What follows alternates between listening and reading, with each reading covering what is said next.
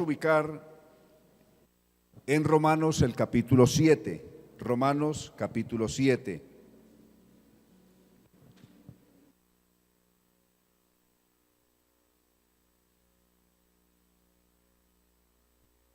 Hablaremos esta noche de dos palabras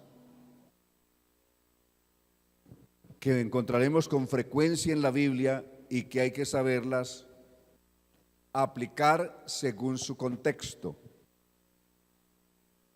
pasiones y deseos. Pasiones y deseos. ¿Qué tal les parece la palabra? Pasiones y deseos. Leamos aquí del verso 7, Romanos 7:7 en adelante. ¿Concluiremos entonces que la ley es pecado?, se pregunta él, y se responde: de ninguna manera. Sin embargo, de no haber sido por la ley, yo no hubiera conocido el pecado, porque si la ley no dijera, no codiciarás, tampoco yo habría sabido lo que es codiciar.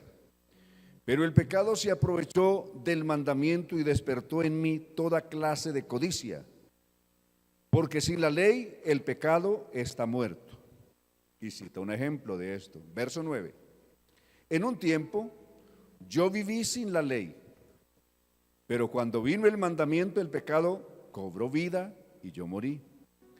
Entonces me di cuenta que el mismo mandamiento que debía darme vida me llevó a la muerte, porque el pecado se aprovechó del mandamiento y me engañó, y por medio de él me mató. Podemos decir entonces que la ley es santa y que el mandamiento es santo, justo y bueno. Pero entonces, vuelve a interrogarse, ¿lo que es bueno se convirtió en muerte para mí?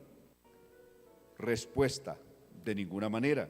Más bien, el pecado, para demostrar que es pecado, produjo en mí la muerte por medio de lo que es bueno, a fin de que por medio del mandamiento llegara a ser extremadamente pecaminoso. Sabemos que la ley es espiritual, pero yo soy un simple carnal que ha sido vendido como esclavo al pecado. No entiendo qué pasa, pues no hago lo que quiero, sino lo que aborrezco. Y si hago lo que no quiero, compruebo entonces que la ley es buena. De modo que no soy yo quien hace aquello, sino el pecado que habita en mí. Yo sé que en mí, numeral 18, esto es, en mi naturaleza humana, no habita el bien, porque el desear el bien está en mí, pero no el hacerlo. Porque no hago el bien que quiero, sino el mal que no quiero.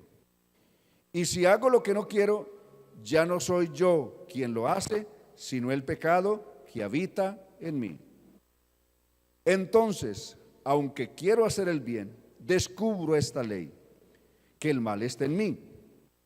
Porque según el hombre interior me deleito en la ley de Dios, pero encuentro que hay otra ley en mis miembros, la cual se rebela contra la ley de mi mente y me mantiene sujeto a la ley del pecado que está en mis miembros. Y hace una deprecación, una exclamación: miserable de mí. Y se interroga: ¿quién me librará de este cuerpo de muerte?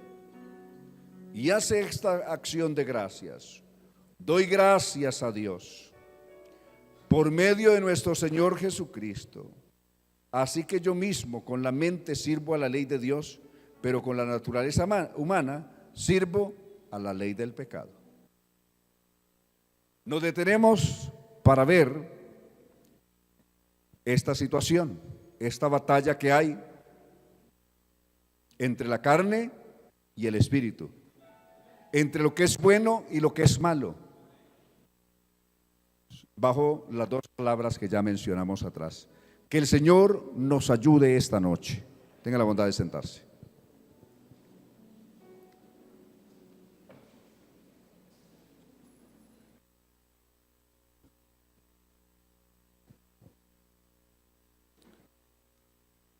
Deseo y pasión. Cuando hablamos de esto, nos preguntamos, ¿todo deseo es malo o hay malos deseos? ¿Ah? Y cuando mencionamos la palabra pasión, ¿toda pasión es mala o hay malas pasiones o pasiones desordenadas?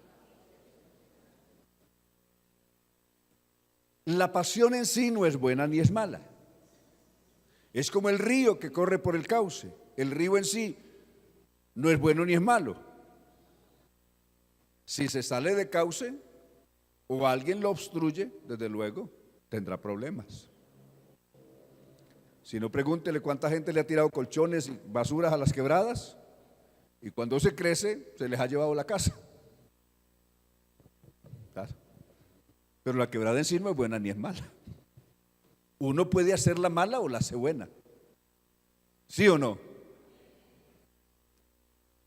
No todos los deseos son malos, hay buenos deseos. No todas las pasiones son malas. Hay pasiones buenas. Alguien dice, yo oro a Dios con tanta pasión, predica con tanta pasión, amén, canta con tanta pasión. ¿Y eso es malo? Está hablando de el uso de la pasión para lo bueno, amén. La pasión está en nosotros. La pasión está en nuestras emociones, en nuestros sentimientos, en nuestro ser. La cuestión es el uso que se le dé. Si la usamos para bien es buena y si la usamos para mal es mala. El deseo en sí es lo mismo, el deseo en sí no es malo. Deseo hacer el bien, por ejemplo, dice San Pablo. Pedro dice, primera de Pedro 2:2, desead como niños recién nacidos la leche espiritual, no adulterada. Amén. Desead como niños recién nacidos la leche espiritual no adulterada, para que por ella crezcáis para salvación. Entonces está hablando de un deseo, del deseo, pero hacia lo bueno.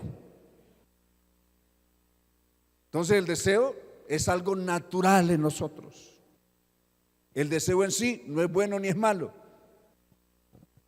Es bueno en la medida que lo apliquemos para bien o es malo en la medida que lo usemos para el mal. ¿Correcto? Es como alguien tiene un cuchillo en la cocina. ¿Y cuánto nos gusta tener cuchillos en la cocina y ojalá que sean bien afilados? Porque ¿sabe cuánto sirve un cuchillo no afilado en la cocina? No sirve para nada. Ojalá que sea bien afilado. ¿Ah? Pero ese cuchillo alguien lo puede usar también con fines malos, ¿cierto? Se usa con fines buenos, pero si alguien, ¿cuánta gente los han matado con un cuchillo de cocina? ¿Sí o no? O de carnicería.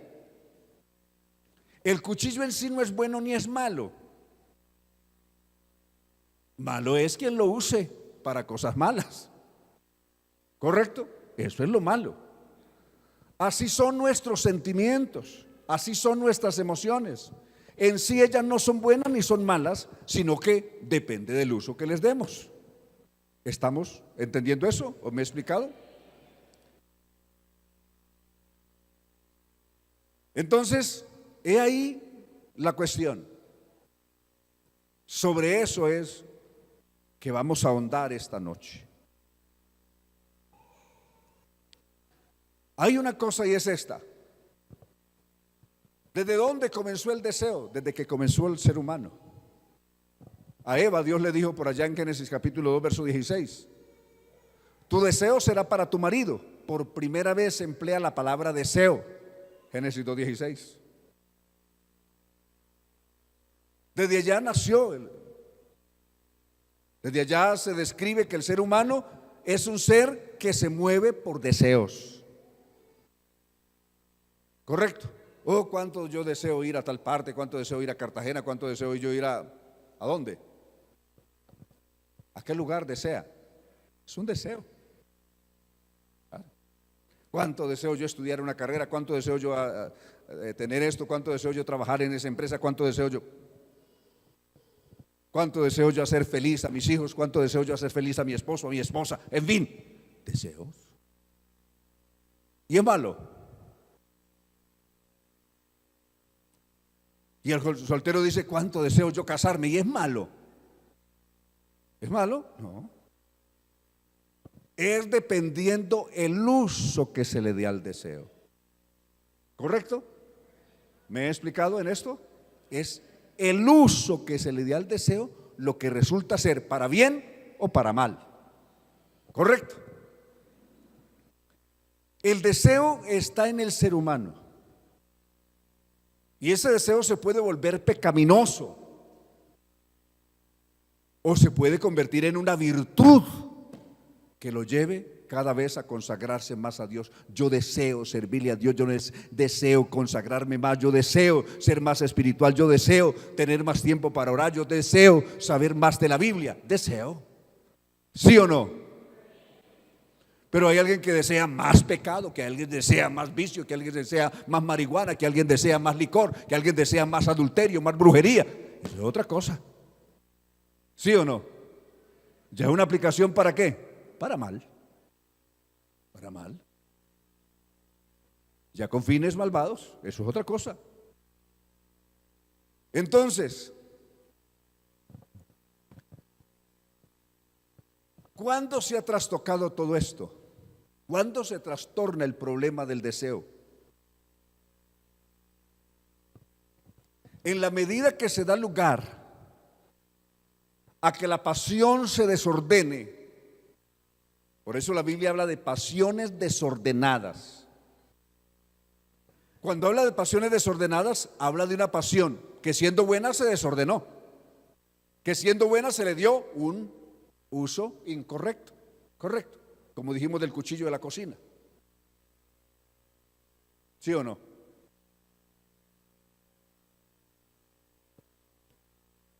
Alguien tenía una cuerdita que era para sacar su perrito de paseo, ¿no? Pero un día él usó la cuerdita para colgarse de un árbol.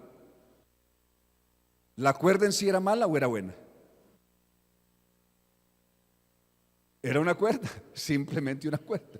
Le servía para sacar el perrito a pasear y le sirvió un día para colgarse de un árbol. ¿Ah? Pero la cuerda ni era buena ni era mala, simplemente era una cuerda. Es el uso que se le dé. Así son nuestras emociones, nuestras pasiones, es el uso que se le dé. Los seres humanos han decidido darle mal uso a sus deseos, darle mal uso a sus pasiones, darle mal uso a sus emociones, encauzarlas para mal. Y en consecuencia, pues, mire toda la desgracia que vive el mundo. Ubiquemos Gálatas capítulo 5, verso 16. Vamos a ver este trozo por un momento. Digo pues, andad en el Espíritu y no satisfagáis ¿qué? Cuando habla de los deseos de la carne aquí, habla ya de unos deseos desordenados. Son deseos de la carne, todo deseo está en la carne. Es decir, todos los deseos se sienten en la carne. Pero cuando habla aquí de deseos de la carne, ya están en un sentido enfocado hacia lo malo. Es algo que ya se ha encaminado hacia lo malo y lo describe. No satisfagáis los deseos de la carne, porque el deseo de la carne es contra el Espíritu, y si ya es contra el Espíritu, entonces está mal enfocado. ¿Correcto? Ya es una cuestión de rebeldía contra Dios. Ya es algo que está en contra de lo bueno. Porque el deseo de la carne es contra el Espíritu y el del Espíritu es contra la carne, y estos se oponen entre sí para que no hagáis lo que quisierais. Pero si sois guiados por el Espíritu, no estamos bajo la ley de ¿qué? Bajo la ley. ¿Bajo cuál ley? No estamos bajo cuál ley. No estamos bajo la ley de la carne. Es decir, de los impulsos distorsionados, de los deseos distorsionados de la carne. Y manifiestas son las obras de la carne, que son adulterio, inmoralidades sexuales, inmundicia, lascivia, idolatría, hechicerías, enemistades, pleitos, celos, iras, contiendas, disensiones, herejías, envidias, homicidios, borracheras, orgías y cosas semejantes a estas, acerca de las cuales os amonesto, como ya os lo he dicho antes, que los que practican tales cosas, ¿qué pasa con ellos? No heredarán, hay un no rotundo, no heredarán el reino de Dios. Y el verso 22 dice, mas el fruto del Espíritu, es decir, lo opuesto a lo descrito hasta aquí. Aquí está lo contrario. Mas el fruto del Espíritu, no los frutos, sino el fruto singular. Realmente el fruto del Espíritu es el amor. El fruto del Espíritu es el amor.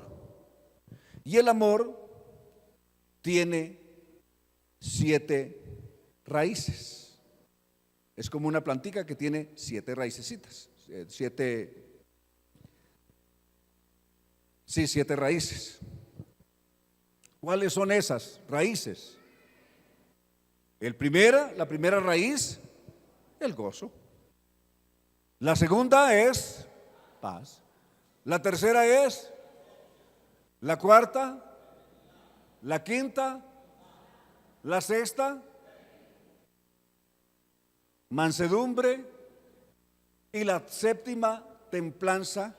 Contra tales cosas no hay ley. Ese es el fruto del Espíritu. Tiene 7 componentes. ¿Ya vieron los 7 componentes que tiene el fruto del Espíritu? Así como cuando nos comemos una uva, esa uva tiene un poco de componentes. Esa uva que tiene potasio, esa uva que tiene hierro, esa uva que tiene, así pudiéramos seguir hablando de sus diversos componentes que tiene químicamente esa uva, correcto. Pero en sí es una uva. Así es el amor, así es el fruto del Espíritu. El fruto del Espíritu es el amor. Así como el fruto de la vid es una uva, el fruto del Espíritu es el amor. Y el amor tiene 7 componentes, 7 elementos que lo componen. Bien. Y luego dice en el verso 24, pero los que son de Cristo, aquí viene el problema. ¿Cuánta gente dice, sí, yo vine a la iglesia, pero no me pude consagrar a Dios, o me tuve que descarriar porque yo seguía deseando lo malo? ¿Quién dijo que una persona con venir a la iglesia, incluso convertirse, bautizarse, ya dejó de sentir lo malo? Es que seguirá sintiendo lo malo porque sigue siendo carne. ¿Cuándo no sentiremos lo malo? Cuando ya no seamos carne, cuando ya no estemos en este cuerpo de carne, entonces ya no deseamos nada. Y si no, pregúntenle a los que viven allá en Campos de Paz a ver qué desean. Ya no desean nada. O Jardines de la Fe. Esos ya no tienen malos deseos ni buenos deseos. Ya no desean nada. ¿Sí o no? Pero mientras estemos en este cuerpo, hay la lucha con esos malos deseos. ¿Cuál es la diferencia entre una persona no cristiana y un cristiano? Los dos suelen tener malos deseos. ¿Sí o no? Cristianos y no cristianos vamos a sentir, van a aflorar en nuestra carne malos deseos. ¿Cuál es la diferencia? Que aquellos que no tienen temor de Dios desean las cosas y procuran hacerlas, lograrlas. En cambio nosotros, así nos visiten los más malos deseos que vengan, sabemos resistirlos en el nombre de Jesús y no satisfacer los deseos de la carne. Esa es la gran diferencia. Por eso el apóstol Pedro dice, algunos dicen, ay hermano, una vez me decía un hermano me decía una vez, un hermano recién convertido, ay hermano, yo que me bauticé, y yo estaba seguro que yo salía de ahí de la pila bautismal y yo nunca más iba a sentir malos deseos. Ay hermano, pero yo me quedé aterrado, que ya es que bautizado y yo todavía sintiendo malos deseos, hermano, yo me siento sucio, porque yo sigo con malos deseos.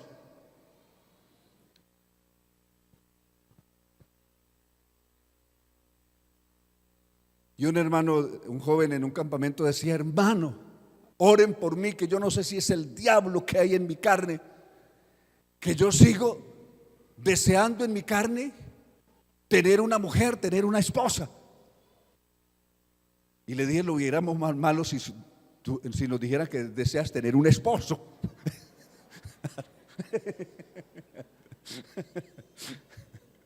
Claro. Porque como hombre es normal que desees tener una esposa. Claro. Ya si nos dice que quieres tener un esposo es otra cosa. Claro. Entonces, he ahí la cuestión. El bautismo que ahora corresponde nos salva. No dice que nos salva, sino nos salva. No quitando ¿qué? Las inmundicias de la carne, sino como demanda de ¿qué? De una buena conciencia ante Dios. Es decir, nos bautizamos y con el hecho de bautizarnos no quiere decir que ya no volvemos a tener malos deseos ni tentaciones. No. Por eso la Biblia sigue diciendo, huid de la fornicación. Cristo dijo, orad y velad para que no caigáis en tentación. La tentación seguirá. ¿Por qué hay tentación? Porque hay carne, porque hay pasiones, porque hay deseos que se pueden volver malos. Claro, que se pueden tornar malos en la medida que uno lo sepa canalizar. Entonces, esa es la cuestión. No llegamos a ser salvos, no somos salvos para no sentir deseo ninguno. Somos salvos a pesar de que sigan malos deseos en nuestra carne. Eso es lo que Pablo está diciendo en Romanos 7, vea. Volvamos a Romanos 7. Pablo cita 3 tiempos de su vida. Los 3 tiempos están así.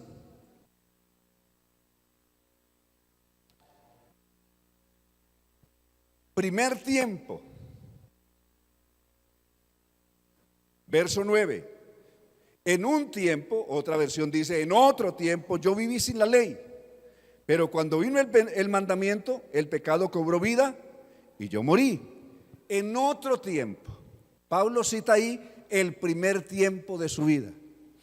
El primer tiempo de Pablo es el tiempo aquel, él nació y vivió hasta su adolescencia en una ciudad de la actual Turquía o de la antigua Asia Menor,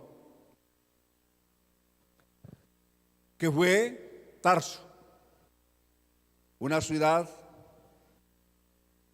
de grandes filósofos como lo era Atenas en ese tiempo. Él nació en una familia judía, pero una familia judía profesante, pero no tan practicante. En ese tiempo él no sabía de la ley, aunque nacido en una familia judía, no sabía de la ley, no sabía de mandamientos, no sabía de nada. Más o menos como a los 12 años, su familia se trasladó a vivir a Jerusalén.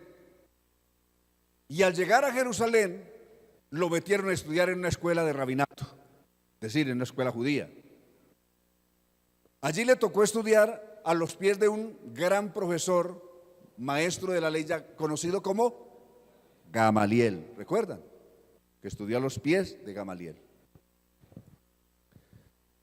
Ya en la escuela de Gamaliel, Gamaliel pertenecía a una escuela talmudista, es decir, que seguían el Talmud. Talmud son las tradiciones, y se conocía que Talmud quiere decir la interpretación de la ley. Por eso note que el Evangelio habla con frecuencia de los intérpretes de la ley.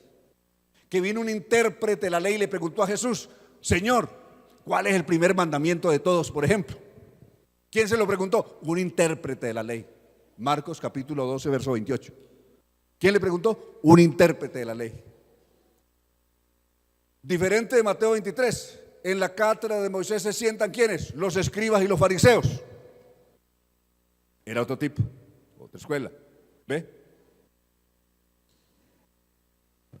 Entonces, los intérpretes de la ley se dedicaban supuestamente a interpretar la ley, son los talmudistas.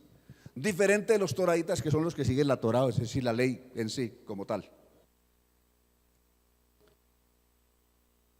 Y al llegar allí, comenzaron a hablarle de la ley y sus alcances y todo lo que es malo en la ley. Y entonces cuando el apóstol, pues no era apóstol, este jovencito se da cuenta de la ley, que no adulterarás, y cualquiera que comete adulterio, lo mataban a piedra. No codiciarás, y al que codicia lo matan a piedra. Y entonces se queda aterrado. Hola, es que esto es terrible. Yo no sabía que esto era así, tan grave. En ese tiempo que yo viví sin conocer la ley, pues yo no sabía lo grave que era la ley. Pero cuando conocí la ley, el conocimiento del mandamiento produjo en mí un efecto contrario. Dice: no adulterarás, y yo no había oído hablar de adulterio, pero eso me despertó la curiosidad entonces de saber cómo es el adulterio. No conocía qué es eso de codiciar, pero cuando leí que no codiciarás, eso despertó en mí la curiosidad de saber qué es codiciar y cómo codiciar. Entonces lo que era bueno resultó ser malo para mí. ¿Ven? ¿Qué es lo que está diciendo? Siendo la ley buena, justa y santa, siendo buena, para mí resultó, me hizo un efecto contrario, me produjo en mí toda clase de curiosidad por conocer el mal. Entonces son los dos tiempos: aquel tiempo sin la ley y otro tiempo que ya vive según la ley. En todas esas escuelas, hasta que se convirtió en un gran rabino basado en la ley, maestro de la ley, como él mismo se describió después. Pero ¿en qué vino a parar todo eso? Que siendo maestro de la ley, se convirtió en un esclavo del pecado. Descubrió que la ley, siendo buena, no podía cambiarle el corazón. Pasa como esto. ¿Qué comparación podemos hacer para entender la ley, que siendo buena, en cambio no puede producir nada bueno en nosotros? La ley es como una radiografía, como una ecografía. La ley describe lo grave que es el pecado, el castigo que se merece, pero no puede hacer nada para cambiar el corazón humano. Pasa como la radiografía o la ecografía. Puede ser que le describa que tiene un tumor, que tiene un cáncer, que tiene, le describe ahí, pero la radiografía no le sirve para curarle nada. ¿Qué hace la radiografía? No, yo creo que ya voy a mejorar porque ya me tomaron la radiografía, entonces ya aquí cargo la radiografía. Siento dolor, miro la radiografía y ahí me voy aliviando. ¿Le sirve de algo la radiografía o la ecografía? La ley es la radiografía.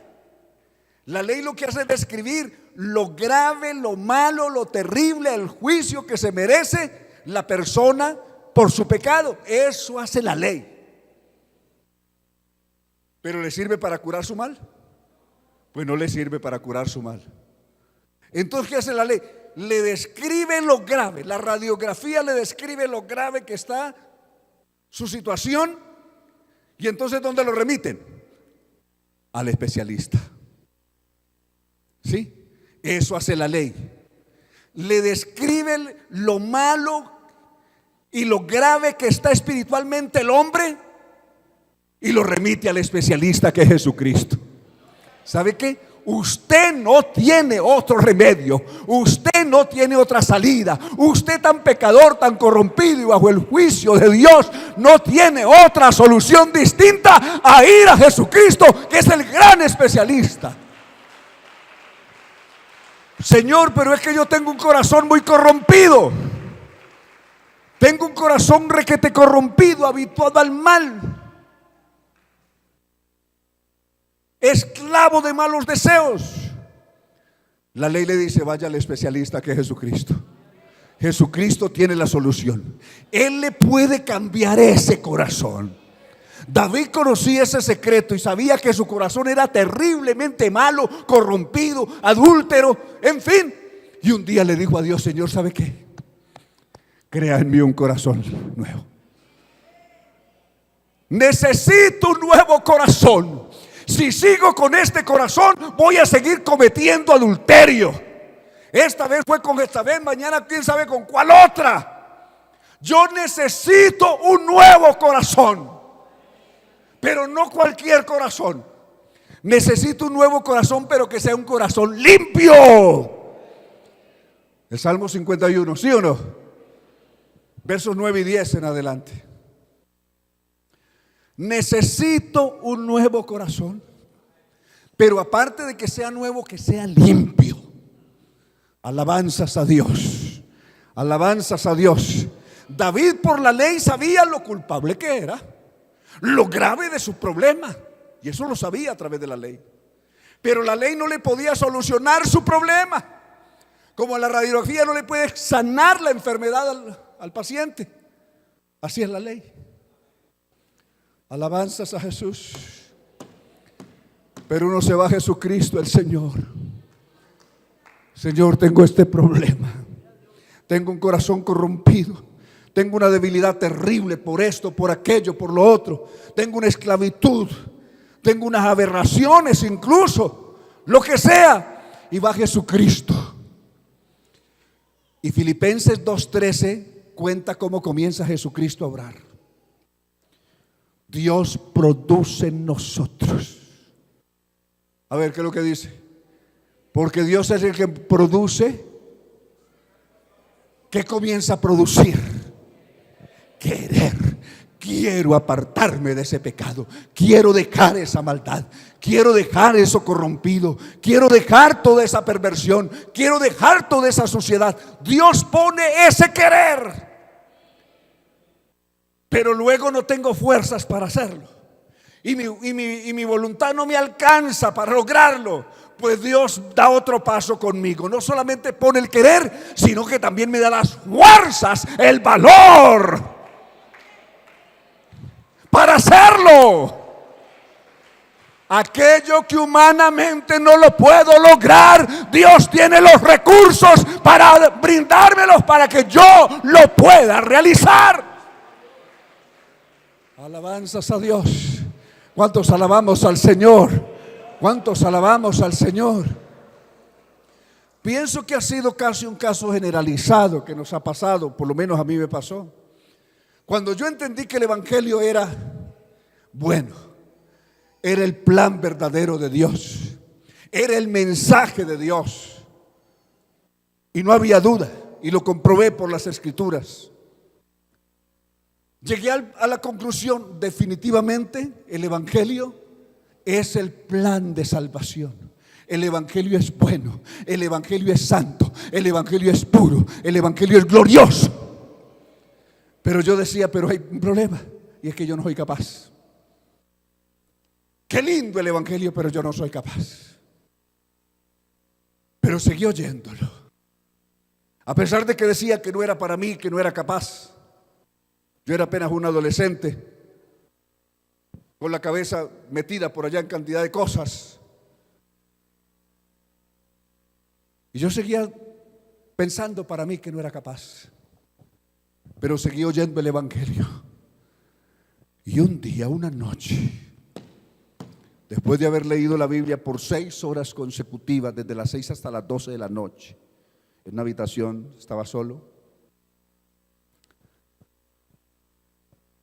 Ese día sentí lo que jamás había sentido en la vida. Algo más fuerte que mi yo. Quebrantó a mi yo. Y las 6 horas restantes las pasé de rodillas llorando en la presencia del Señor. A las 6 de la mañana le dije: Señor, todo el tiempo he dicho que no te sigo porque no soy capaz. Pero si tú vas a hacer en mi vida lo que yo no puedo, estoy listo a seguirte. Y ese día Cristo cambió mi corazón, cambió todo. A partir de ese día todo cambió. Fue un vuelco total a mi vida a partir de ese momento. Alabanzas a Dios. Por eso el Saulo, que antes esclavo del pecado y muerto por la ley, pero en Gálatas 2:20 pudo exclamar: con Cristo estoy juntamente crucificado. Y ya no vivo yo, mas Cristo. Ahí donde viví ese yo incapaz de vencer el pecado. Ahí donde estaba ese yo cobarde que no era capaz de dominar sus bajas pasiones. Ahora ese yo ya no vive ahí. Cristo lo desarraigó. Cristo arrancó ese yo de ahí. Y ahora el que vive en ese lugar es Jesucristo. Ya no vivo yo, más Cristo vive en mí. Y lo que ahora vivo en la carne, lo vivo en la fe del Hijo de Dios, el cual me amó y se entregó a sí mismo por mí. Alabanzas a Dios.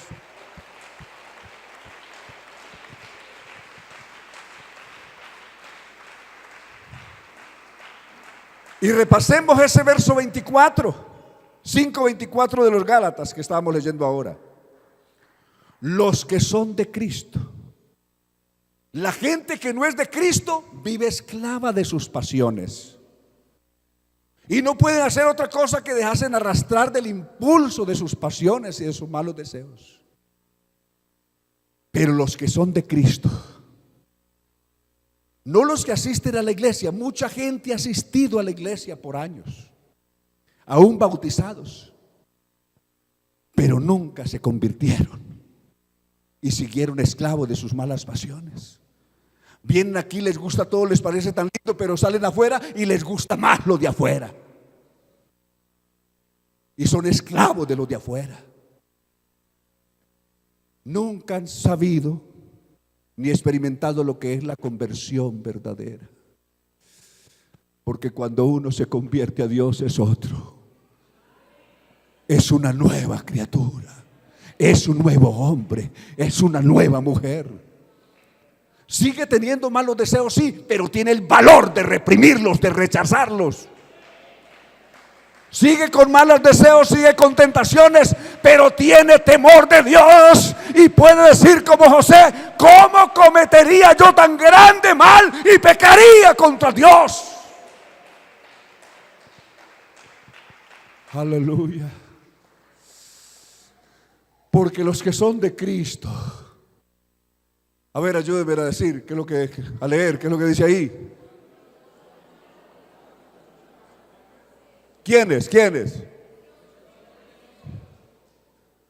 Los que son de Cristo siguen viviendo en sus pecados, siguen viviendo en sus malos deseos, siguen esclavos de sus concupiscencias. Los que son de Cristo siguen fumando marihuana, siguen bebiendo, siguen robando, siguen mintiendo.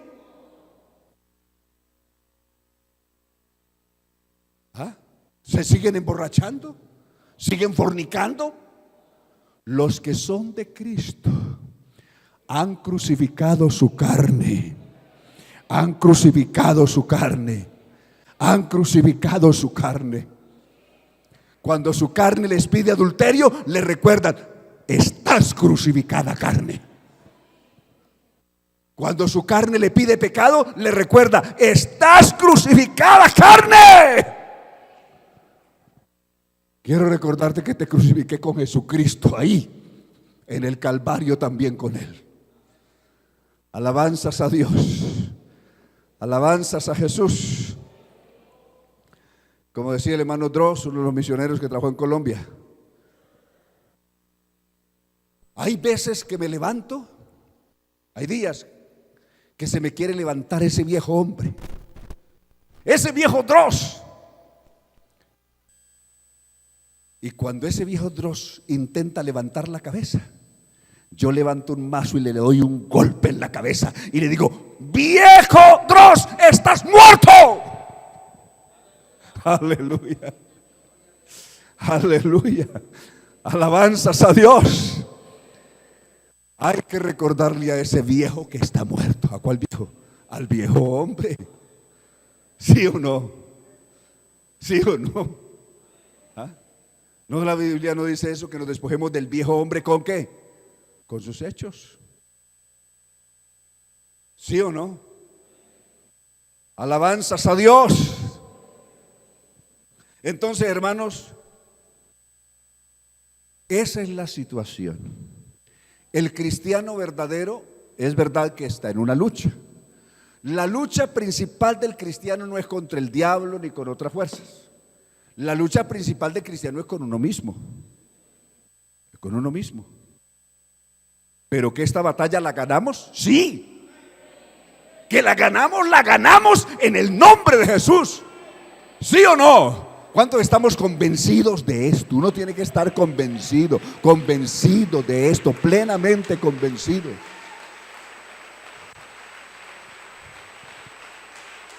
A los corintios Pablo les dice, 15:57 de 1 Corintios: gracias sean dadas a Dios que nos da la victoria. Alabanzas a Dios. Alabanzas a Dios. Los equipos de fútbol ganan una copa y después quién sabe cuántos años de derrotas y de fracasos. Y si no, pregúntenselo por ahí a los ¿de cuál equipo? A los del dedo. Este dedo se va poniendo cada vez más pequeño porque este año sí se va gastando. Y así les pasa a todos. ¿Sí? Ganan una vez y después años y años de derrota. En cambio, con Cristo triunfamos ayer, triunfamos hoy, triunfaremos mañana y hasta el último día que estemos aquí somos más que vencedores. Somos más que vencedores por medio de aquel que nos amó. Gracias sean dadas a Dios que nos da la victoria por medio de nuestro Señor Jesucristo. A Él sea la gloria. Póngase de pie y démosle un aplauso al Señor. Aleluya. Aleluya al Señor. Aleluya al Señor. Gracias a Él que nos da la victoria. Gracias a Cristo que nos da la victoria. Maravilloso es el Señor. Ya no vivimos nosotros, es Cristo el que vive en nosotros. Aleluya. Alabanzas a Dios. Alabanzas a Jesús. Tal vez alguien en esta noche está en lo más crudo de la batalla contra su carne, en lo más angustioso de su lucha, y ha luchado haciendo uso de su fuerza de voluntad.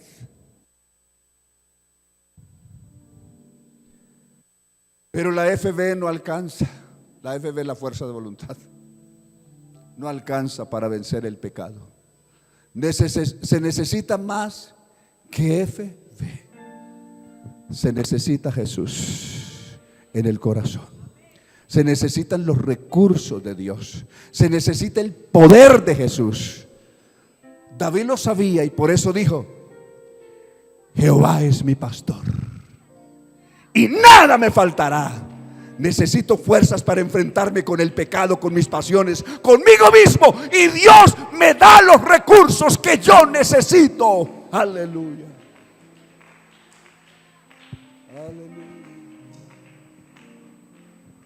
Tal vez alguien esté batallando allí contra su humanidad, sus malos deseos, su concupiscencia, su deseos desordenados, pasiones desordenadas. Pero esta noche hay victoria. Aquí está el que nos da la victoria.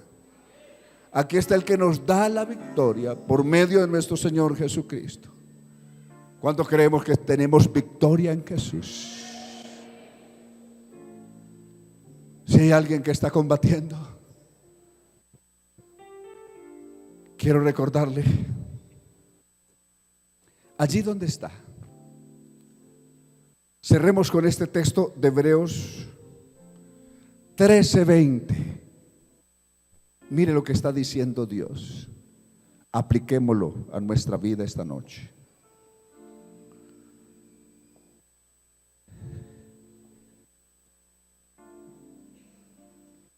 El Dios de paz, que resucitó de los muertos a nuestro Señor Jesucristo,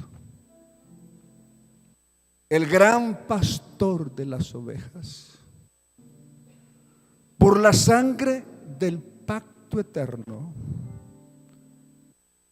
¿Qué hace el buen pastor por la sangre del pacto eterno? Nos haga. ¿Quién hace? ¿Él o nosotros? ¿Quién nos hace aptos? ¿Nosotros o Él? Él nos haga aptos en toda buena obra. ¿Haciendo quién? ¿Haciendo yo o haciendo Él? Haciendo Él. ¿En quién? En nosotros. ¿Haciendo qué? Lo que es agradable delante de Él. Haciendo Él mismo lo que es agradable delante de Él. Y como si Él dijera: ¿sabe qué? Te veo que estás luchando mal, estás luchando ahí, tratando de hacer las cosas por tu propia FB, por tu propia fuerza de voluntad. Y el Señor parece que nos dijera: ¿sabe qué? Déjame a mí, por favor. Déjame a mí. Yo voy a hacer esa obra en ti. Aleluya. Porque esto no se trata de tus fuerzas. Esto no es con espada. Esto no es con ejército. Esto es con mi espíritu, ha dicho el Señor. Es con mi espíritu.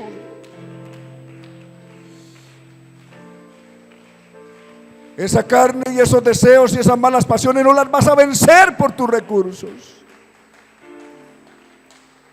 Vas a vencer, pero por mis recursos, dice Dios. Lo vas a hacer por mi espíritu, dice Dios. Aleluya. Haciendo Él en vosotros lo que es agradable delante de Él, por Jesucristo, al cual sea la gloria. Aleluya. ¿Cuántos podemos terminar con esa alabanza y decir: al cual sea la gloria?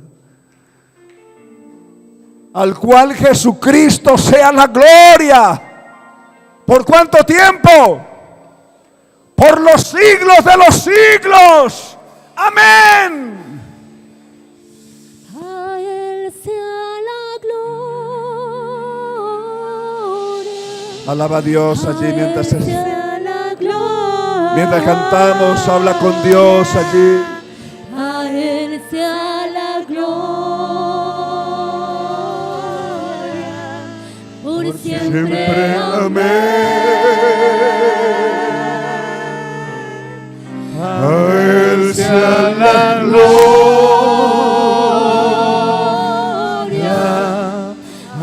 Él sea la gloria. A Él sea la gloria, por siempre. Amén. Todo es de mi Cristo. Todo es de mi Cristo. Por Él y para Él. Todo es de Él. Todo es de mi Cristo.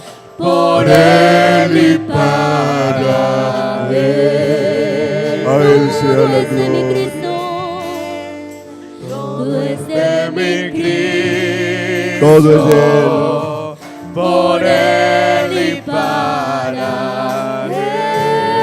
Nuestra victoria es de Él. A Él sea la gloria. A Él sea la gloria.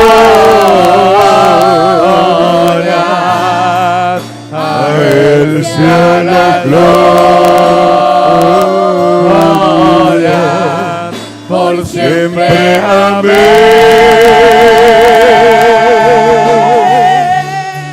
A Él sea la gloria. A Él sea la gloria. A Él sea la gloria. Por siempre. Amén. Oh, profundas riquezas de la sabiduría de Dios. Son insondables sus juicios. Insondables sus juicios Y sus caminos. y sus caminos son. Sí, Señor. Oh, profundas riquezas de la sabiduría de Dios. Insondables tus juicios Y sus caminos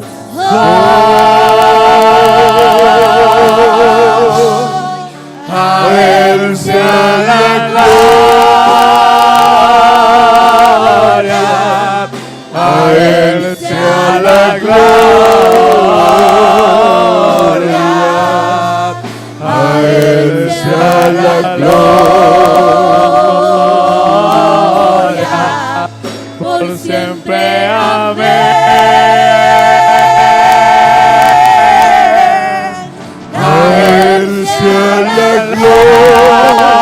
Dígaselo con todo el alma esta noche. A Él sea la gloria,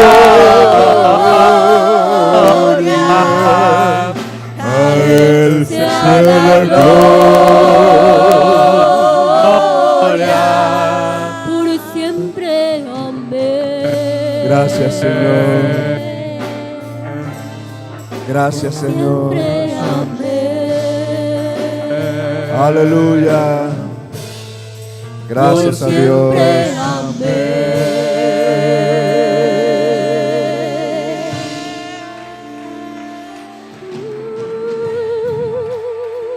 Alaba al Señor. Démosle gracias esta noche. Porque mi Dios es bueno. Porque su misericordia es la que nos ha sostenido. Es su poder el que nos ha guardado. No ha sido nuestras habilidades. No ha sido nuestros recursos, ha sido su poder. De ahí que es Él el que merece toda la gloria. Esas victorias obtenidas, esos triunfos que hemos logrado, ha sido por Él. Ha sido su poder obrando en nuestra vida, la que nos ha llevado de triunfo en triunfo hasta el día de hoy. Y Él es poderoso para guardarnos sin caída hasta el día glorioso de Jesucristo. Señor, a ti la honra, a ti la gloria, a ti la alabanza, a ti la adoración esta noche.